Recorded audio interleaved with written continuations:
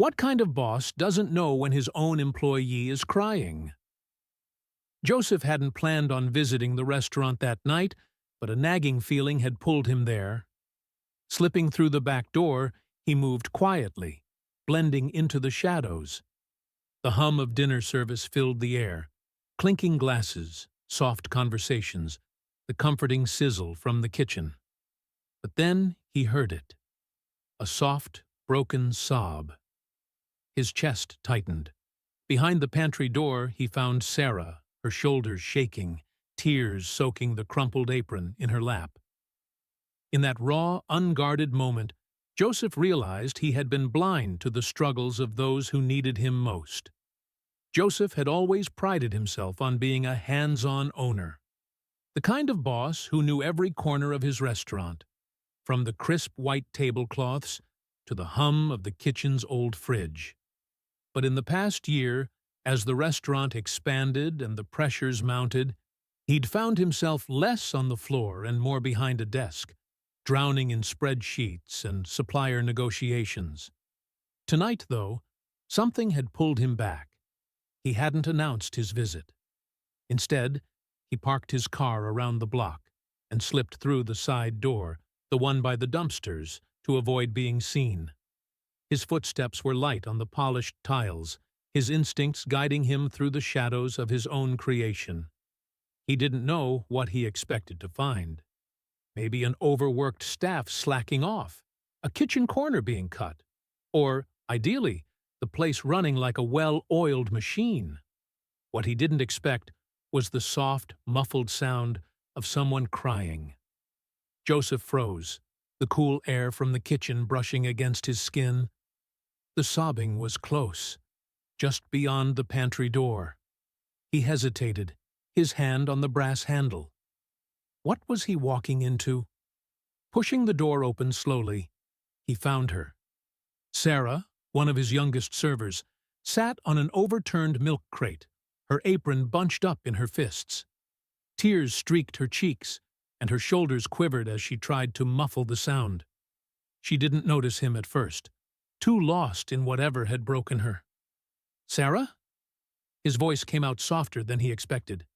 She jumped, her red-rimmed eyes wide with shock. "Mr. Collins?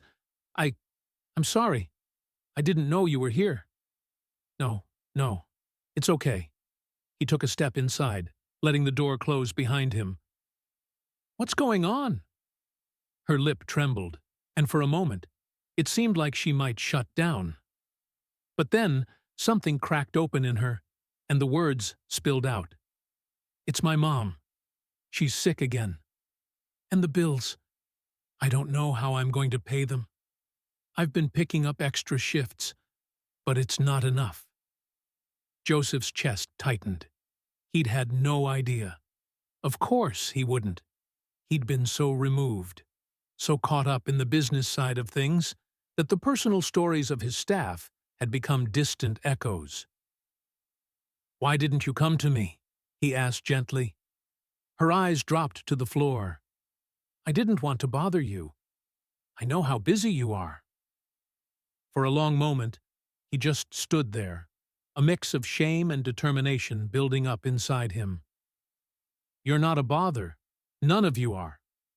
He knelt down, bringing himself to eye level with her. "Listen, we're going to figure this out. I'll see what I can do to help with your mom's bills, and if you need time off, we'll make it work. You shouldn't be dealing with this alone." Her face crumpled, this time in relief. "Thank you," she whispered. He reached out, offering a steady hand. "Come on, let's get you cleaned up. The last thing you need is Tony from the kitchen asking if you're okay. He's worse than an old grandmother." A small, shaky laugh escaped her, and Joseph felt a flicker of hope. Not just for Sara, but for his restaurant, for the culture he wanted to build, a place where people felt seen, heard, and valued. As they stepped back into the warm glow of the restaurant, Joseph's mind was already racing with ideas. Staff meetings, open-door policies, maybe even an employee assistance fund. Whatever it took to make sure no one else felt the need to cry alone in a pantry. And as the gentle hum of the dining room wrapped around him, Joseph knew he was exactly where he needed to be. Joseph guided Sara back onto the floor, her cheeks freshly washed, and her expression a little steadier. He stayed close, not hovering, but present enough that she could feel his support. The restaurant buzzed around them, the soft clink of silverware and the murmur of diners blending into a comforting hum. It felt different tonight, more intimate, more alive, as if the walls themselves breathed along with the people they sheltered. He found himself slipping into old habits, grabbing a tray, topping off water glasses, offering warm greetings to regulars who did double takes when they recognized him. "Mr. Collins? Long time no see?" An older woman chuckled as he refilled her iced tea. "Call me Joseph, please," he smiled back. "And you know I can't stay away too long. This place is my first love." His words were light, but beneath them, a deeper truth resonated. He had built this restaurant from the ground up. He remembered laying the first tile, choosing the lighting fixtures, and agonizing over the menu with his first chef. Back then, every detail had mattered, but somewhere along the way, as the business grew, he had started seeing numbers instead of faces, spreadsheets instead of stories. Near the bar, he spotted Miguel, the bartender, juggling 3 drink orders while charming a group of young professionals. The man was a whirlwind, his hands never idle. Joseph watched as Miguel's smile faltered for just a second. Hardly noticeable, but there. Joseph approached, gently tapping the bar. "How's it going, Miguel?" Miguel looked up, surprise flashing across his face. "Boss, didn't expect to see you tonight." "Just wanted to see things from the ground floor." He leaned against the bar, keeping his tone casual. "You hanging in there?" Miguel's smile tightened. "Yeah, you know how it is. Busy night." Joseph nodded, watching as Miguel's hands moved automatically, mixing a cocktail. "I noticed you've been pulling doubles lately. You sure you're not burning out?" For a moment, Miguel didn't respond. Then, with a sigh, he set down the cocktail shaker. "I needed the hours. My sister's tuition went up, and my mom's been struggling with rent. I figured if I just pushed through a bit longer, I could help out." Joseph felt that same ache in his chest. Another story. Another life intertwined with this place. "I'm glad you told me. Let's sit down tomorrow, okay? We'll look at your schedule.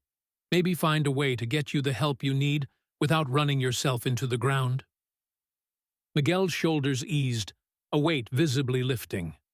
"I'd appreciate that, boss." "Joseph," he corrected with a grin, "and hey, take a 10-minute break. I'll cover the bar." Miguel laughed, a sound that cut through the noise around them. "You still remember how to make a margarita?" "Only if you like them strong." As Miguel slipped away, Joseph stepped behind the bar, the cool marble beneath his palms, a reminder of how much he had missed this. The first drink order came, and he moved with practiced ease, muscle memory taking over. The bartender from years past found his rhythm, and for a while, he was just another part of the staff, blending in. But his mind never stopped moving. How many more of his employees had burdens he knew nothing about? How many quiet tears had been shed in hidden corners? His heart pounded with a mix of guilt and resolve. He needed to do better. Not just as a boss, but as a leader. By the time Miguel returned, looking more refreshed, Joseph had decided.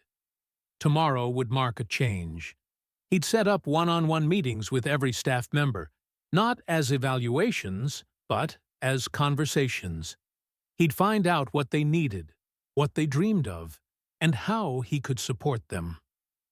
For now, he continued to pour drinks, offering small smiles and brief conversations, slowly weaving himself back into the fabric of his own creation. The night wound down, and as the last guests left, Joseph found himself with his staff, sharing tired laughs as they stacked chairs and wiped down tables.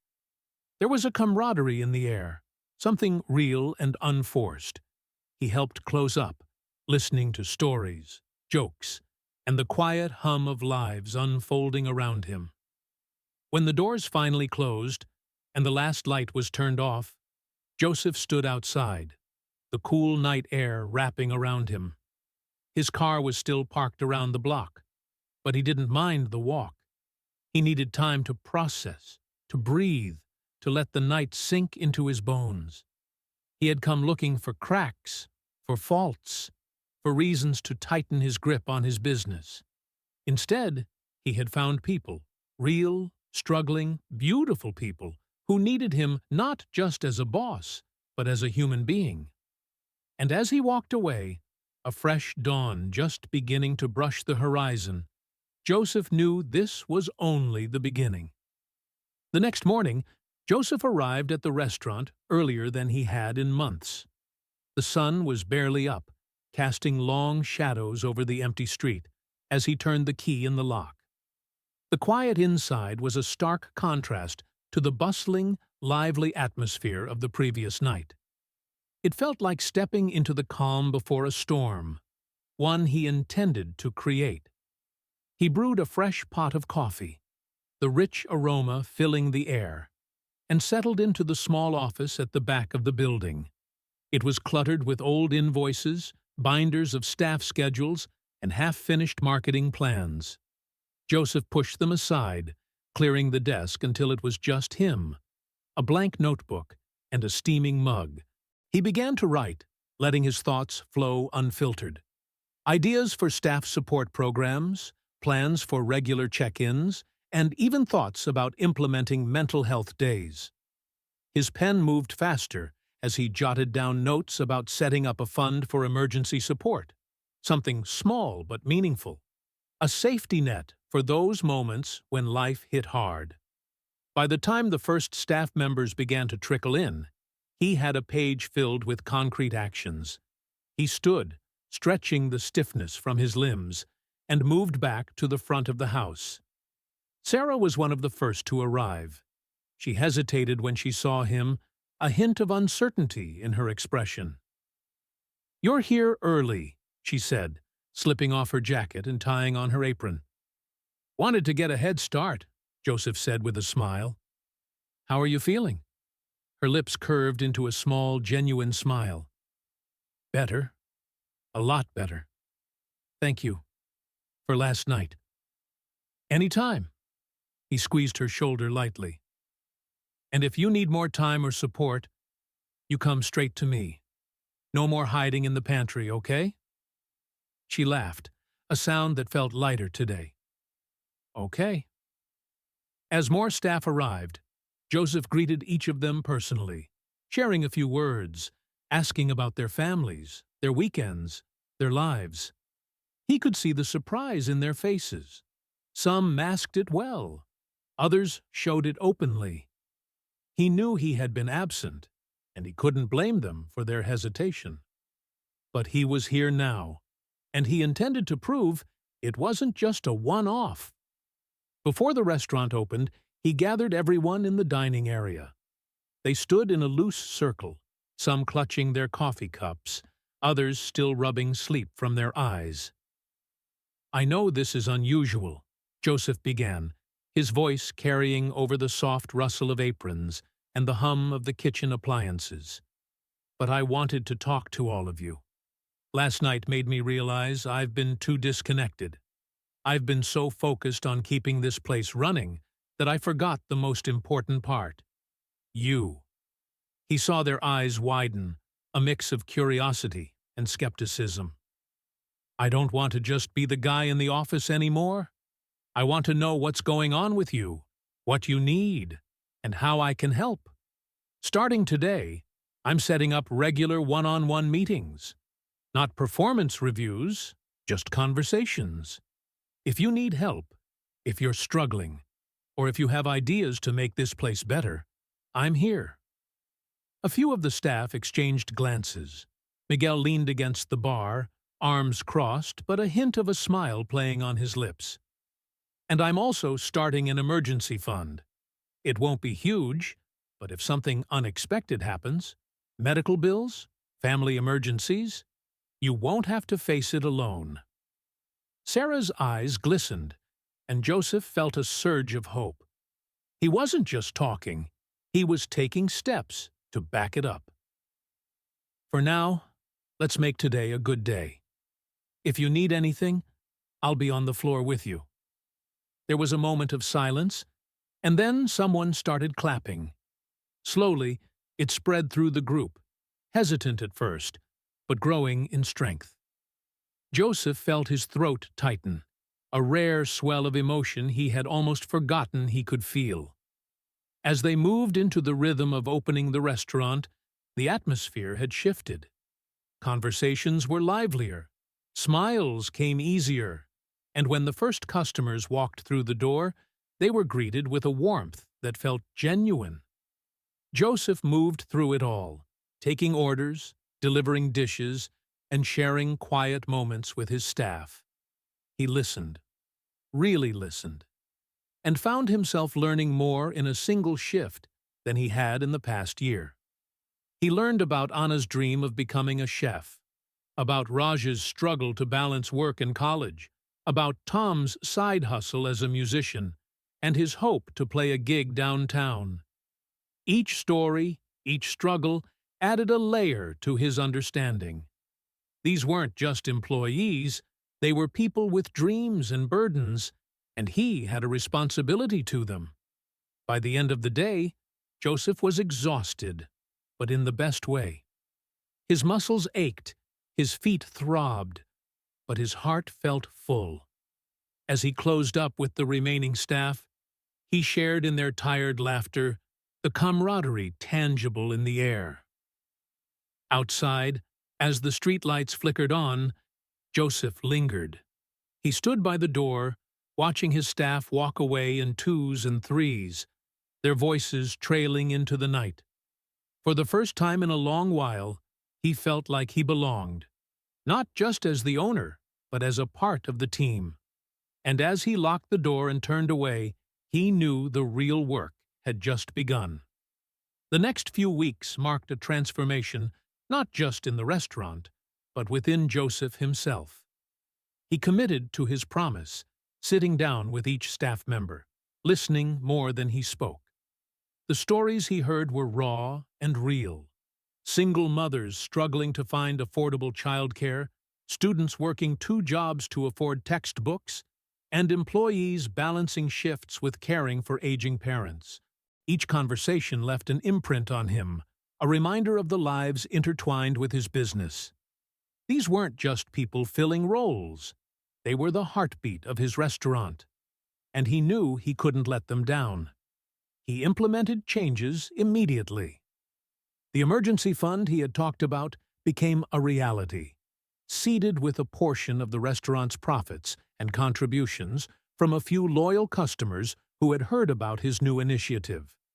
He set up a partnership with a local counseling service, offering free sessions to staff who needed support. He also introduced more flexible scheduling, giving employees the chance to swap shifts and manage their personal responsibilities without fear of losing hours. The effects were immediate. The restaurant's atmosphere shifted from merely professional to genuinely warm. Customers noticed it too. Regulars who had always come for the food began commenting on the energy of the place, the way servers engaged with them, how even the kitchen staff seemed happier. Word spread and business picked up. But this time, Joseph wasn't just counting covers. He was counting smiles. One Friday evening, as the dinner rush hit its peak, Joseph found himself in the kitchen, plating dishes alongside Tony, the head chef. The man, usually stoic and reserved, wore a rare grin. "I got to admit, boss, things feel different around here," Tony said, sliding a plate of pasta across the line. "Good different." Joseph handed off a dish to a runner and wiped his hands. "That's the idea. I want this place to feel like more than just a job." Tony's hands never stopped moving, but his tone softened. "It shows. You know, I was thinking about leaving a while back. Too much pressure, not enough support. But now, I'm glad I stayed." The confession caught Joseph off guard. Tony had been with him since the early days, the two of them slogging through late-night prep sessions and trialing dishes long after closing. The thought of nearly losing him hurt more than he expected. "Thanks for sticking it out," Joseph said. "I mean it." The night flew by in a blur of orders and laughter. When the last table had cleared and the kitchen was clean, the staff gathered around the bar. Miguel poured soda and sparkling water into glasses, raising a makeshift toast. "To the boss who finally came back to us," he announced, and everyone cheered. Joseph's cheeks burned, but he accepted the praise, clinking glasses and sharing hugs. As the group began to disperse, he found Sara near the door, locking up. "How's your mom?" he asked gently. A soft smile touched her lips. "She's better. The emergency fund helped with her medication. I can't thank you enough." "You don't need to," he said. "Just keep being the incredible person you are." She hesitated, then pulled him into a quick hug. "Thank you, Joseph, for everything." He stood in the quiet of the restaurant after everyone had left, the soft glow of the exit sign casting long shadows. His phone buzzed, a message from a customer praising the staff's kindness and the restaurant's welcoming feel. He saved it, adding it to a growing collection of messages and notes from customers and staff alike. Each one was a reminder of how far they had come. As he sat at a corner table, the one where he had shared countless business meetings and scribbled ideas on napkins, he allowed himself a moment to just breathe. His restaurant was thriving, not because of clever marketing or menu innovations, but because it had become a place of safety and community. It was no longer just his dream. It was a shared vision, built on the strength and stories of those around him. For the first time in a long while, Joseph felt not only like a leader but like a part of something bigger. And as he turned off the lights and stepped into the cool night air, he knew he was exactly where he was meant to be. As the months rolled on, Joseph's restaurant became a beacon in the community. What had once been just another upscale eatery now drew people not only for the food, but for the warmth and connection that filled the space. Stories spread about how employees were treated, how customers felt genuinely cared for, and how laughter seemed to echo through the walls, even on the busiest nights. One rainy afternoon, Joseph sat by the window, watching raindrops race down the glass. The restaurant was quiet, the lull between lunch and dinner giving him a rare moment of calm. His notebook lay open on the table, filled with scribbles of new ideas, events for staff appreciation, potential partnerships with local charities, and plans to host community dinners for those in need. A soft knock on the window pulled him from his thoughts. He turned to see an older woman, her umbrella struggling against the wind. She waved, a hesitant smile on her face. Joseph stood and opened the door, the wind rushing in with a scatter of raindrops. "Come in, you'll catch a cold out there," he said, guiding her inside. She folded her umbrella, water pooling around her feet as she shivered. "I didn't mean to bother you. I heard about what you've been doing here, and I wanted to thank you." Joseph's brow furrowed. "Thank me? Do we know each other?" "No, but my son works here. Raj. He's always been so quiet about work, but lately he's been coming home smiling. He told me how you helped him adjust his schedule so he could focus on his studies. He even said you were helping him with his tuition." Joseph's chest tightened. He remembered Raj's quiet demeanor, the way he had hesitated to ask for help, how his eyes had lit up when Joseph offered support. "He's a good kid," Joseph said softly. I just want him to succeed. The woman's eyes glistened. You've given him more than just a job. You've given him hope. And as a mother, I can never repay you for that. She reached into her bag, pulling out a small, worn envelope. I know it's not much, but I wanted to donate to the emergency fund, to help someone else the way you helped us.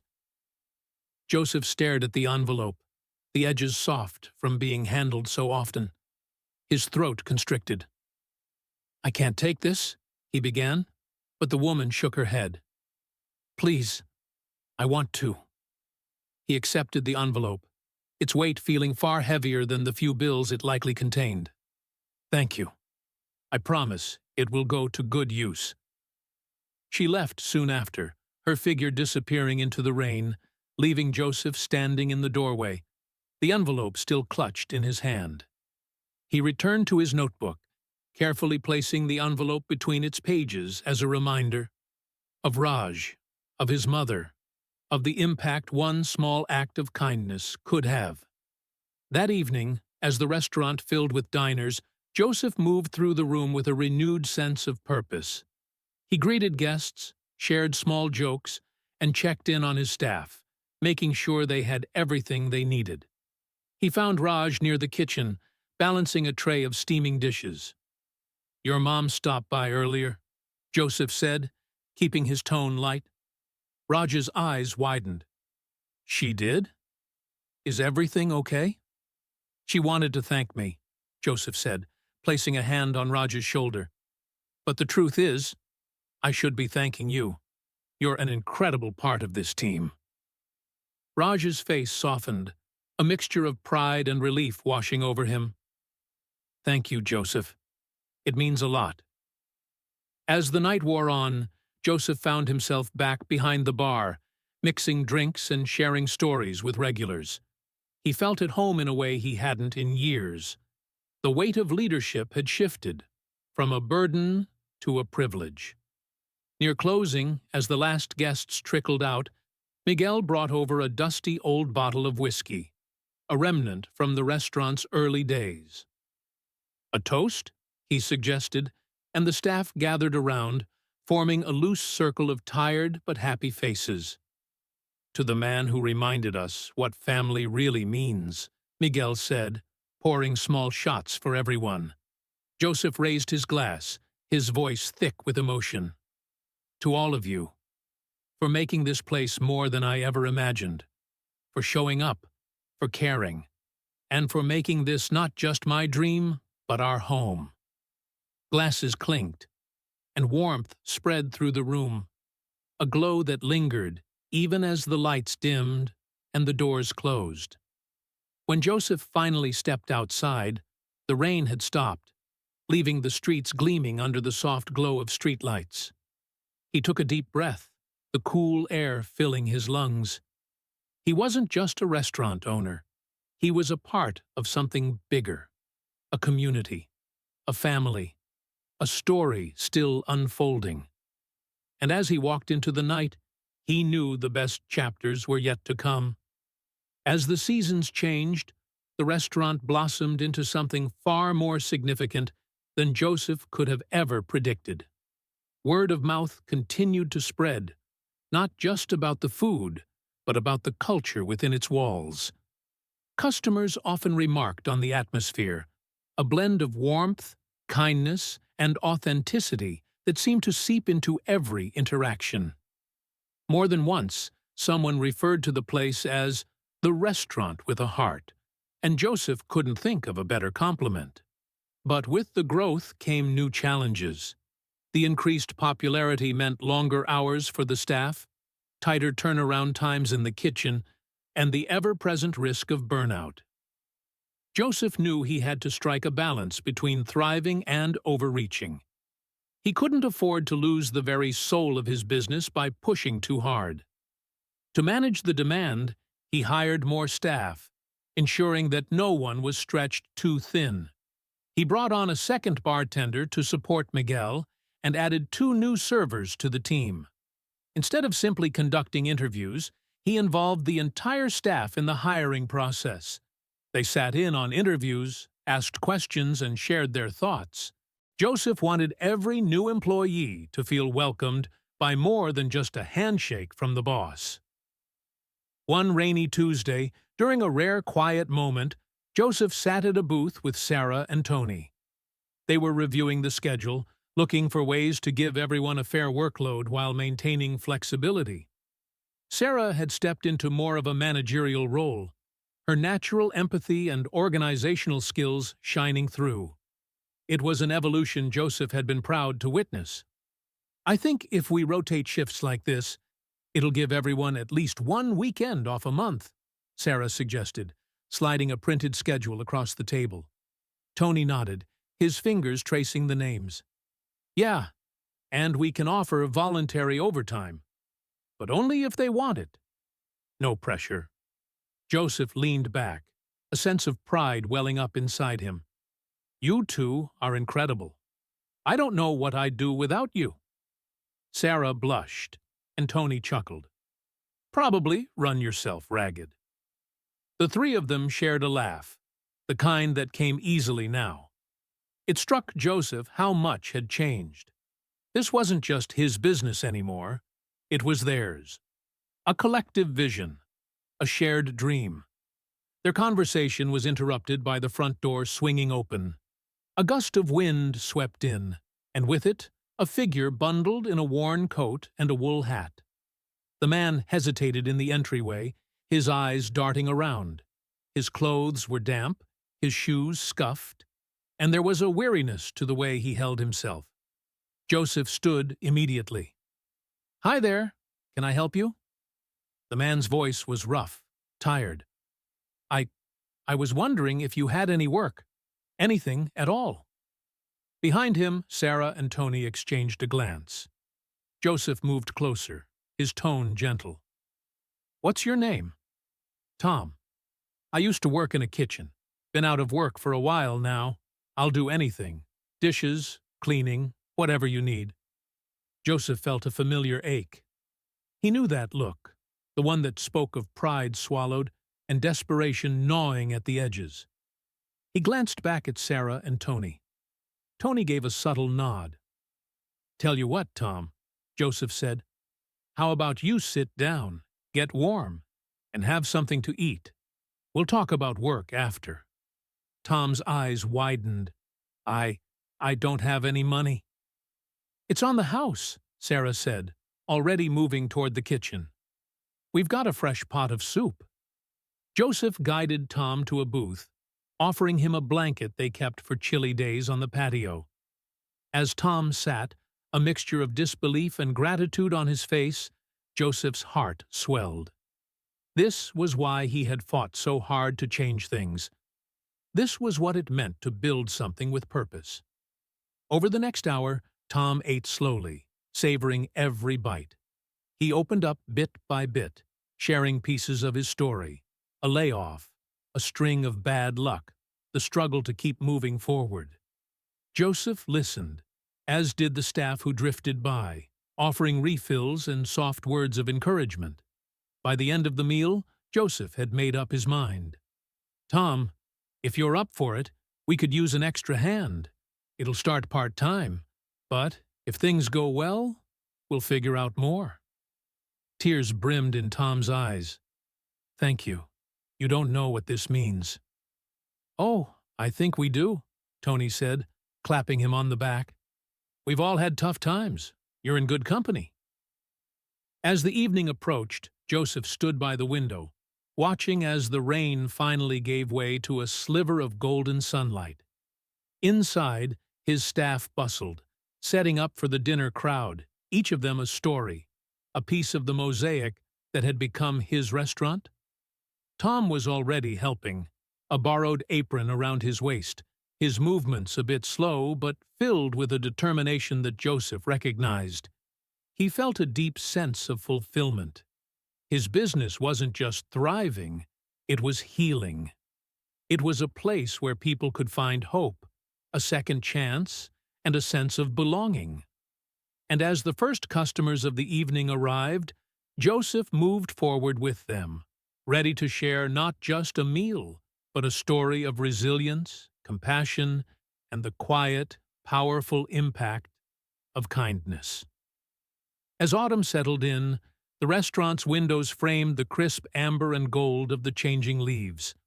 The warmth inside stood in stark contrast to the chill outside, and customers often commented on how stepping into the restaurant felt like entering a different world, one filled with laughter, the rich aromas of comfort food, and a sense of belonging. Tom had become a steady presence in the kitchen, working closely with Tony and the other chefs. He moved with a quiet diligence, his confidence growing with each shift. Though still reserved, his smiles came more easily now, and his story slowly unfolded to those who took the time to listen. He had once been a sous chef at a well-known bistro, but a series of personal losses had sent his life spiraling. Joseph never pressed him for details, respecting his pace, but each step forward felt like a small victory. One afternoon, as the staff prepared for a busy evening, Sara approached Joseph with a stack of envelopes. "These came in today. I think you'll want to see them." He wiped his hands on a towel and took them, his brow furrowing as he opened the first. It was a letter from a local charity, thanking him for his contributions to their recent food drive. Another envelope held a handwritten note from a mother whose son had gotten his first job at the restaurant, a young dishwasher named Marco who had been struggling to find his path. With every letter, Joseph's chest tightened. He had never set out to make an impact beyond his own walls, but it was happening. The kindness and compassion that had become the core of his restaurant were rippling outward, touching lives in ways he hadn't anticipated. As the dinner rush approached, Joseph found himself on the floor, weaving between tables, sharing small moments with guests. He spotted a young couple celebrating their anniversary, a trio of college students huddled over textbooks, and a grandmother treating her grandchildren to dinner. Each table held a story, and he felt privileged to be a small part of them. He was refilling water glasses when he noticed Tom at a corner table, not working but sitting across from a woman in a worn but clean coat. Her hands trembled slightly as she wrapped them around a mug of hot tea. Tom's expression was a mix of hope and vulnerability. Joseph didn't approach, respecting their privacy, but he couldn't help but watch from a distance. Later, in the quiet of the kitchen, Tom found him. "That was my sister," he said, his voice rough but steady. "We haven't spoken in almost 2 years." Joseph set down the knife he had been using to chop herbs. "How did it go?" Tom exhaled, a long, shaky breath. "Better than I expected. She told me our mom's been asking about me. I think I might be ready to go see her." "That's wonderful, Tom. If you need time off, take it. Family comes first." A shadow crossed Tom's face. "I'm scared. What if they can't forgive me?" Joseph placed a hand on his shoulder, firm and reassuring. "You've come so far. They'll see that. And if it takes time, we'll be here when you need us."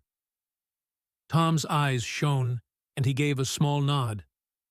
"Thank you. I wouldn't have gotten this far without you." It was moments like this that reaffirmed everything Joseph had been working toward. His restaurant was more than a business. It was a sanctuary, a place where people could find strength to rebuild. Later that week, as the first snow dusted the town, Joseph stood outside the restaurant, his breath clouding in the crisp air. The windows glowed with soft light, and through them he saw his staff, no, his family, moving through the evening rush. Sara guided new servers with a patient smile. Tony barked orders with a grin, and Tom laughed as Miguel slid a hot chocolate across the bar to a shivering guest. He took a deep breath, the cold biting but invigorating. His phone buzzed in his pocket, and he pulled it out to see a message from Raj. "Got my exam results. passed with flying colors. Couldn't have done it without your support. Thank you." Joseph felt a swell of pride, his eyes stinging with the bite of winter air and the weight of gratitude. Each story, each person who had walked through his doors, had become part of the tapestry he was weaving, one of second chances, quiet triumphs, and the power of community. He stepped back inside, the warmth enveloping him. The door chimed behind him, signaling another guest, another story waiting to unfold. And as he moved forward, greeting them with a smile, Joseph knew that this was only the beginning. Every shift, every conversation, every act of kindness was a new chapter, and he was ready for every single one. Winter settled over the town, wrapping everything in a blanket of soft white. The restaurant glowed like a lantern in the snowy dusk, its windows fogged up from the warmth within. People bustled through the doors, stamping snow off their boots, their cheeks flushed from the cold. The holiday season had brought a rush of joy and nostalgia, and Joseph's restaurant had become a haven for those seeking comfort and connection. Joseph moved through the crowd, his presence a constant thread weaving the tapestry of the evening. He stopped to chat with regulars, helped clear tables, and even brought out dishes from the kitchen when the servers were swamped. His transformation from a distant owner to a hands-on leader had not gone unnoticed. Customers and staff alike saw the difference, not just in the way he worked, but in how he cared. Sara stood near the bar, directing the flow of service with a confidence that had blossomed over the past months. She caught Joseph's eye and gave him a quick thumbs up, a silent acknowledgement of how far they had come. Tony was in the kitchen, orchestrating the chaos with practiced ease, his booming laughter cutting through the clatter of pots and pans. Tom moved between tables, a warm smile on his face as he cleared dishes and made guests feel at home. Tom's story had taken a remarkable turn. After reconnecting with his sister, he had visited his mother. Their reunion had been tearful, filled with apologies and promises to heal.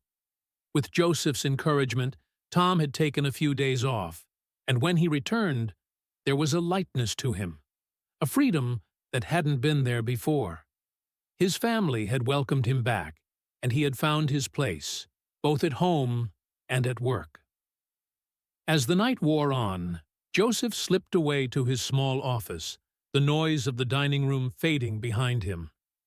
He sat at his desk, pulling out the same worn notebook he had started months ago. The pages were filled with ideas, scribbles, and plans, some realized, others still waiting for their moment. At the back of the notebook lay the envelope Tom's mother had given him. He opened it again, the crinkled bills a reminder of where this journey had begun. A soft knock at the door pulled him from his thoughts. Sara stepped inside, her breath clouding in the cool air. "Hey, we're about to close up. Thought you might want to join us for the toast." Joseph stood, slipping the envelope back into the notebook. "Wouldn't miss it." He followed her back into the main room where the staff had gathered around the bar. Miguel held up a bottle of sparkling cider, the bubbles catching the light. "All right, everyone, grab a glass." The staff moved in, forming a loose circle. Joseph found himself surrounded by faces that had become family. They raised their glasses, and Miguel began, "To Joseph, for showing us what it means to care, not just about business, but about people. For reminding us that this place is more than just a restaurant. It's a home." A chorus of agreement followed, glasses clinking together. Joseph felt his throat tighten, a familiar warmth spreading through him. "Thank you," he said, his voice thick. "But this isn't just me. It's all of you. You've built this place. You've made it what it is. I couldn't be prouder."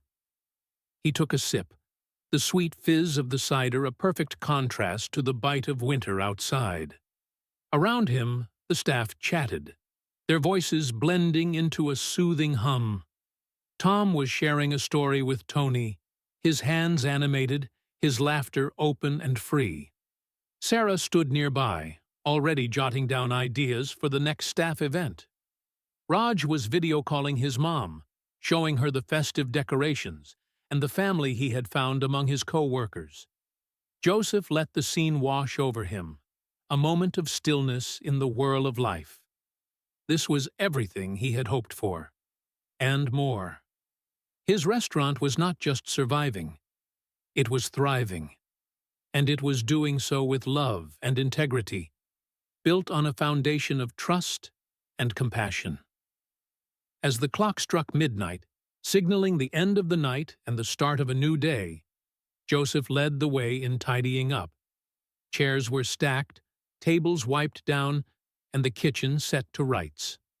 When the last light was turned off, and they stood outside under the clear winter sky, he felt a sense of peace he hadn't known he needed. "Good night, everyone," he called out as his staff dispersed into the night, their silhouettes melding with the soft glow of streetlights. He lingered a moment longer, breathing in the crisp air, his breath curling into the night. His journey had begun with a quiet walk into his own restaurant, a hidden observer searching for cracks. Now, he stood proudly at the front, not as an owner distant from his business, but as a part of the beating heart of his restaurant. And as he turned away, his footsteps crunching in the fresh snow, Joseph knew that his story, this story, had found its perfect end. But for his restaurant, for his newfound family, and for every life they touched, this was just the beginning.